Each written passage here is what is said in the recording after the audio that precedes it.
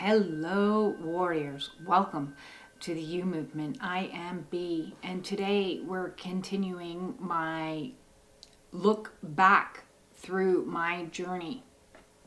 And I can already tell you that this next video is already triggering me just by the look that I'm sporting.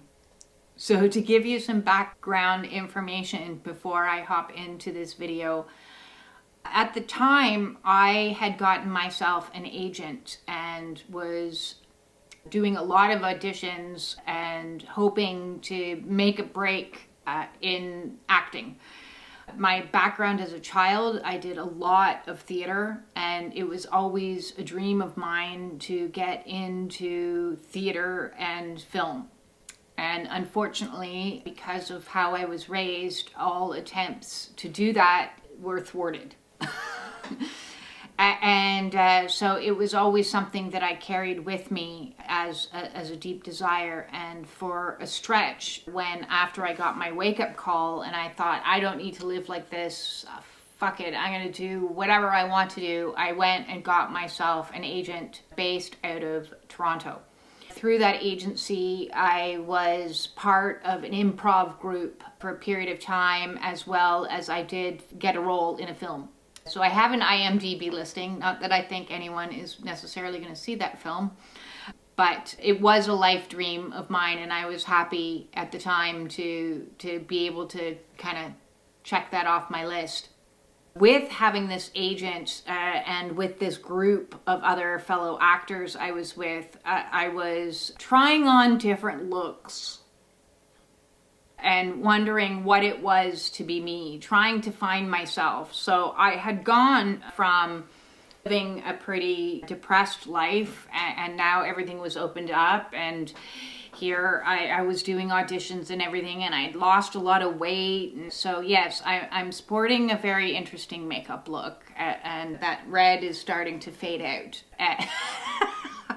So I'm just looking at myself here before I even turn this on and just wondering who this woman is. I would be a few months into my twin flame journey at this stage, not understanding what that even meant fully. And I guess there was part of me that thought I needed to look pretty to maybe get him to come back.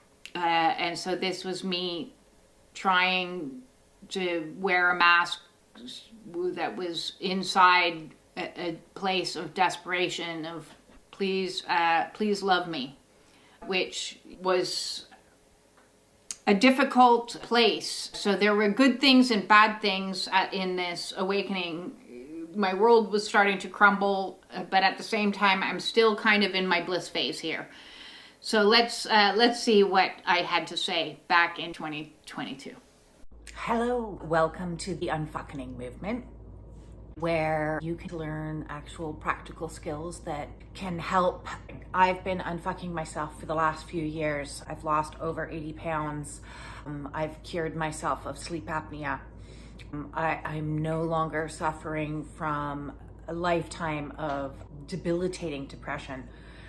I'm doing things I never thought in a million years I'd be doing. So really the concept of healing to me is, it's been a lifelong process. I've collected a lot of things along the path to put into my medicine bag, which is what I'm using. And now I'm here to share with you some of the things that I've learned along my journey. I'm dressed very pink and pretty today because Valentine's Day is coming up.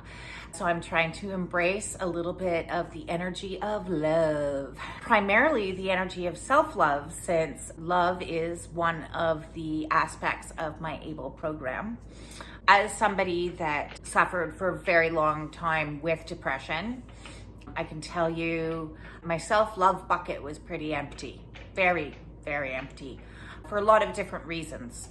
But in the process of trying to get healthier, I recognized that one of the elements that was missing or needed to really solidify a healing program that worked was the element of love, and most importantly, self-love. I think the practice has to come about first by like visualizing how you love somebody else, because if you're suffering from that type of depression, I don't think you know how to love yourself. I certainly didn't. Love for self was certainly missing. Love for my body, love for any aspect of me. I used to call myself a manatee. So my internal dialogue was pretty harsh and critical. That's not very loving. I also used to call myself fucking idiot a lot. Anytime anything went wrong, oh, you're a fucking idiot.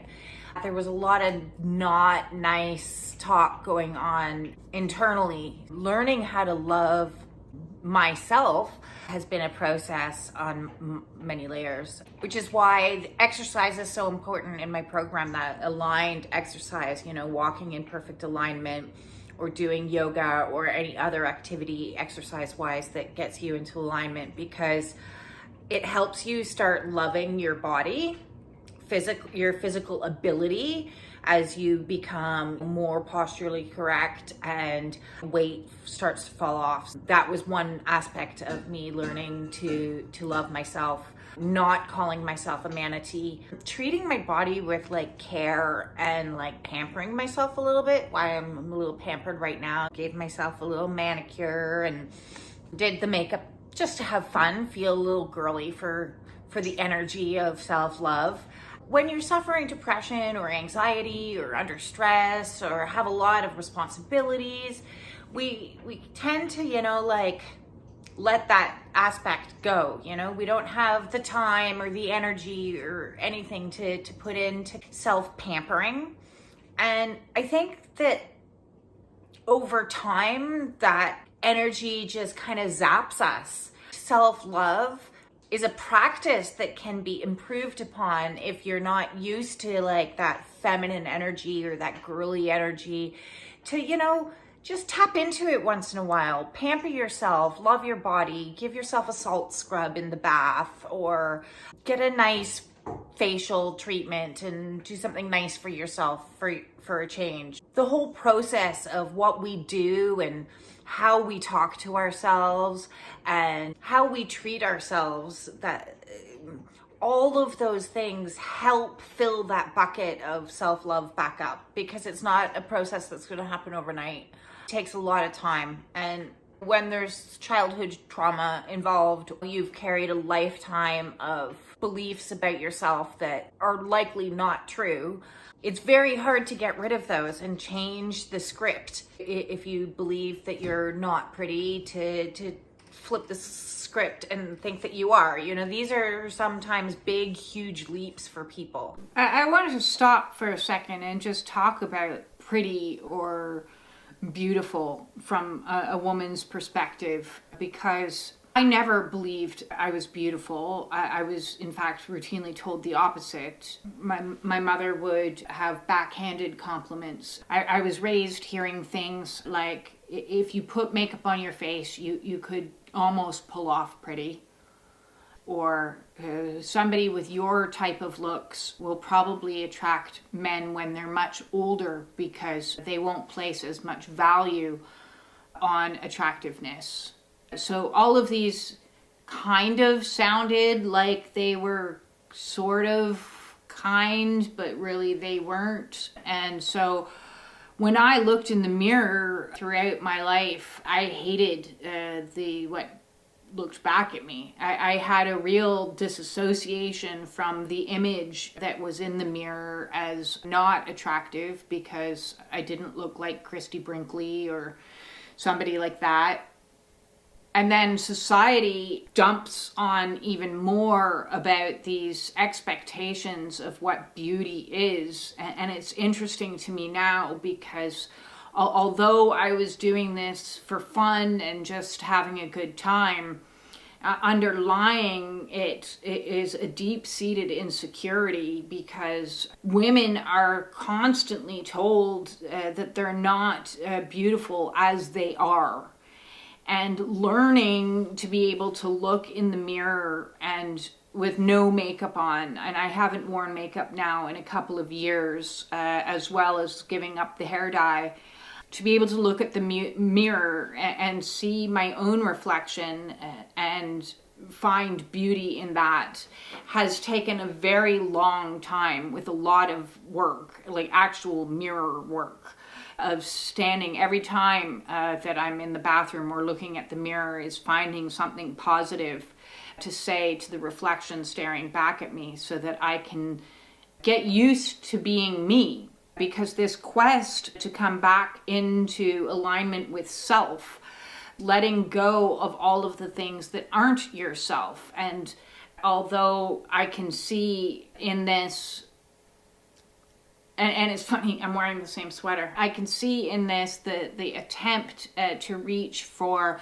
some sort of expectation that society says is attractive. To me, that's not attractive compared to my natural look now. I much prefer how I look, raw, natural, just being me. But that is taken a long time. And as I said, throughout my life, I would not have thought that I was attractive. I had moments where I could kind of pull off a look, but just me being me. And I think that it's so vitally important on the quest to self-love is to love the person that looks back at you every single day in the mirror, without the need of massive alterations, to love yourself as you were made, in your raw, authentic beauty. And I hope that we start to see more and more of a trend of women washing their face and saying, I don't need to paint myself to be beautiful. Beauty emanates from every one of you out there in your absolute authenticity. So I just wanted to say that. The process of self-love, I challenge everybody to really do something super nice for yourself all day, Valentine's Day. Really tap into how are areas that I am not treating myself in a very loving or kind way. By the foods that I eat or things that I say to myself. What are things that I could be a little kinder and a little bit more compassionate to myself? Because when we beat ourselves up all the time, it's like, I don't know if you've ever seen that experiment with the two plants, and one plant is given positive affirmations and the other plant is not. And usually the plant that's not, or has been bullied or said horrible things to, dies. So if you're saying that to yourself, and we're mostly water, what are we doing to our waters? Like, we're programming our waters that carry our own information that we're wrong or bad or not good enough. And over time, that's going to develop into bitterness. On a spiritual level, I can see the connection between how unloving I was to myself and getting diabetes. My waters are off. They're really, really off. I gotta really work hard to get everything back into harmony. And for me, one of the biggest aspects for doing that is love. So here's to all of you. You are lovable. If anybody ever tells you otherwise, tell them to fuck off and maybe go unfuck themselves. You are worthy of love. You deserve the best. All of you. Here's to treating yourself with the most love. Define that however you need to for you.